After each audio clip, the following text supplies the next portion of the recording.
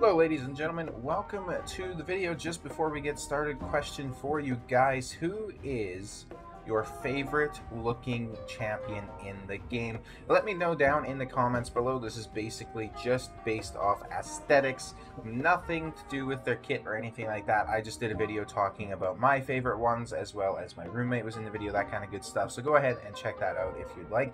In today's video, what we're going to be talking about is the Doom Tower. So I recently made a video on how to beat the Nether Spider in the Doom Tower, the champions I used, and how I did it as a low spender. I have beat myself personally the normal Doom Tower. Today we're going to be covering the enemy that I had the biggest issue with, which is the Eternal Dragon. The Eternal Dragon all the way up until floor 120 is a piece of cake. Once you get to floor 120, however, it is a bit of a different story. So I'm going to go over everything I can to help you guys out. There's going to be timestamps and everything like that as well, so that you can get through this in a very digestible fashion. The first champion we're going to be bringing in is Drexthar BloodTwin. I will go ahead and show you his stats here real quick. So he's going to be rocking 328 accuracy, 45k HP, almost 4,000 defense, and 174 speed. Not much crit rate, not much crit damage, all that good stuff. He is going to have some masteries. This is what they are here. So Drex is bringing in HP burns when he's hit. He's bringing provokes to control the ads, and he's bringing a Giant Slayer mastery on his A1, which means he is going to be a massive damage dealer when you're fighting the Eternal Dragon. On floor 120, this guy did something like 7 million, and the rest of them are just out there looking to basically support him, right? So he's going to be your damage dealer in this comp. He is perfectly free to play friendly as well, since you can just farm fragments for him in the tag team arena.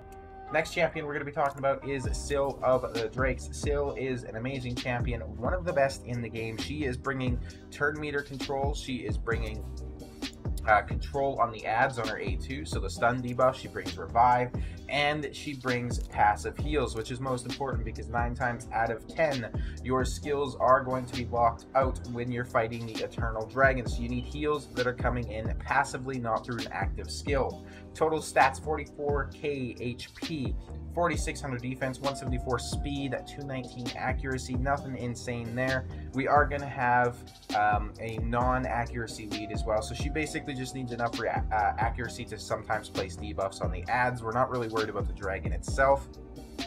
Very mediocre gear on here as well, right? So you don't need to have anything too insane, that's for sure.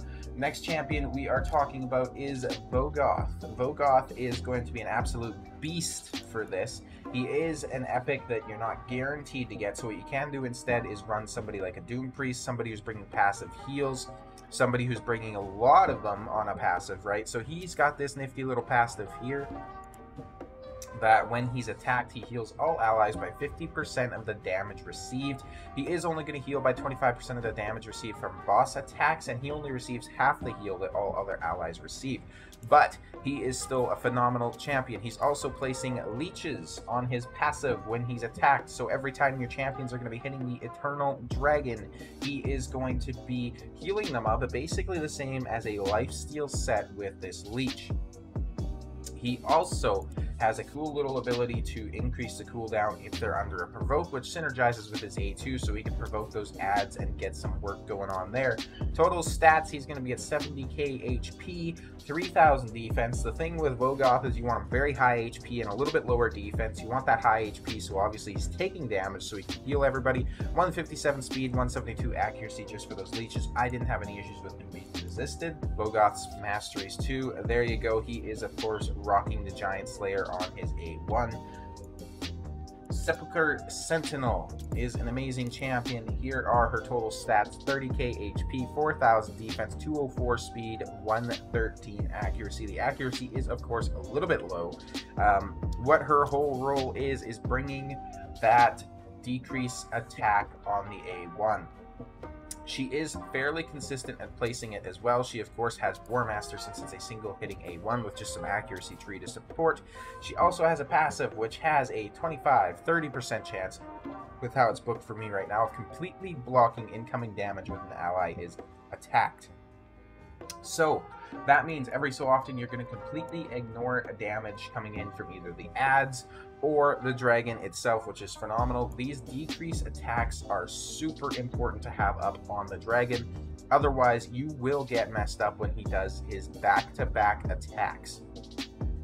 The next and final champion we are talking about is going to be Jareg. Jareg is actually going to be our leader as well because his aura is increasing ally HP in all battles by 33%. He's coming in for his passive, which is placing a continuous heal buff on an ally for 1 turn whenever an ally loses 20% of their max HP in 1 hit. So this is especially useful for Vogoth, who's going to be losing that HP but healing the rest of us up, right? And then he's going to get the continuous heal on himself as well. Jareg is only at level 50, which is perfectly fine, and he brings something else, which is a key, which is a decrease attack on his A1. He's not even fully mastered out. These are going to be his masteries here. Very easy to replicate in my opinion. You guys can go ahead and try this team out. If you don't have any of these champions, that's fine. There is substitutions for all of them. I will go over that real quick. Substitution for Drex, I kind of already talked about this, I believe. You could substitute him for someone who's placing poisons. When they're passively attacked, you could substitute him for someone who is, what's the word here?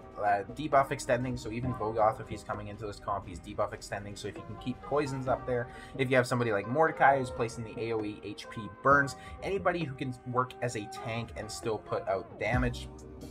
Drex was my choice simply because he's always keeping the HP burn up since he puts it up anytime he's hit, right? But there are definitely substitutions for that. Still a free-to-play friendly champ as well, so you guys should be able to get that.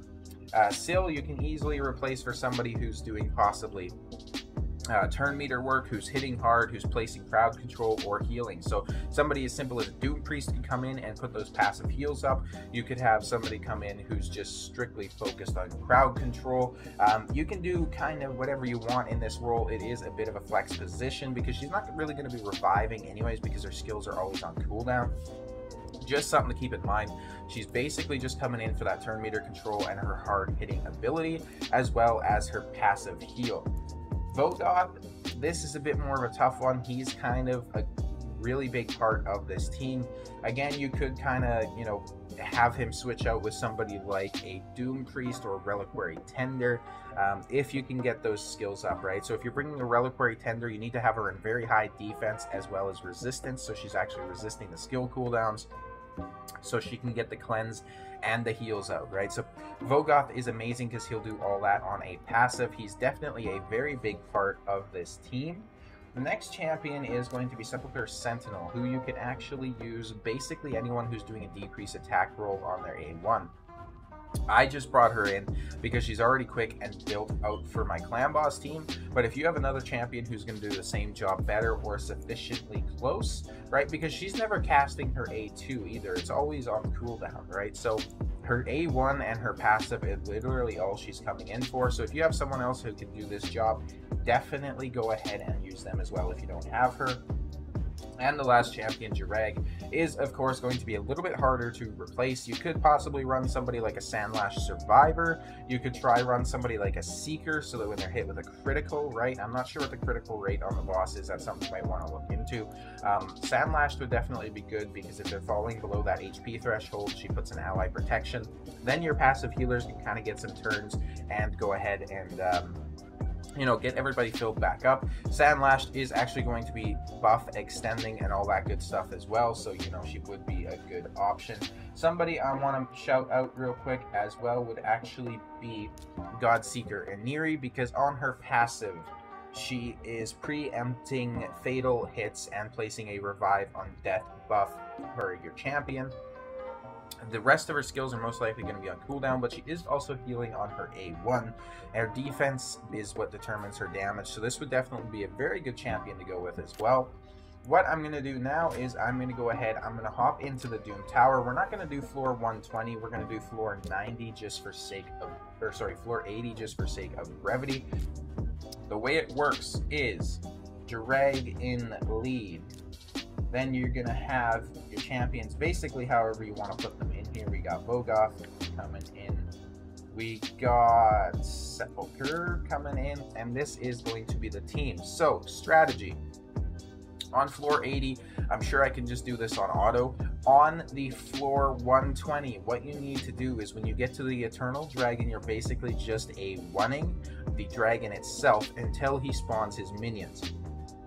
When he spawns his minions, what I would recommend and how I beat it is you want to actually target his priest, not the other underlings. The priest is going to be absorbed into him when he gets the chance, and then he gets an extra turn as well as some buffs, right? So what attacking the priest does is gets rid of that, gets rid of the extra damage coming in.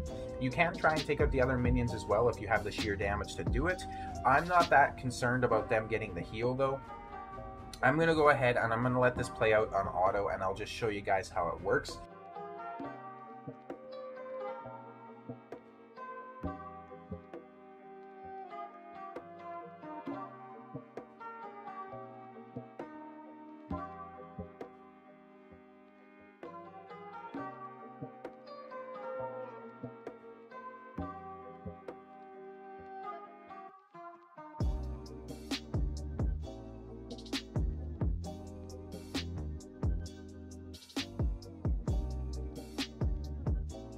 So that right there is how this comp works. As you can see, we basically took no damage. This comp does take a little bit longer than some of the other teams, though, that is for sure. I hope you guys enjoyed the video, and I will see you guys next time.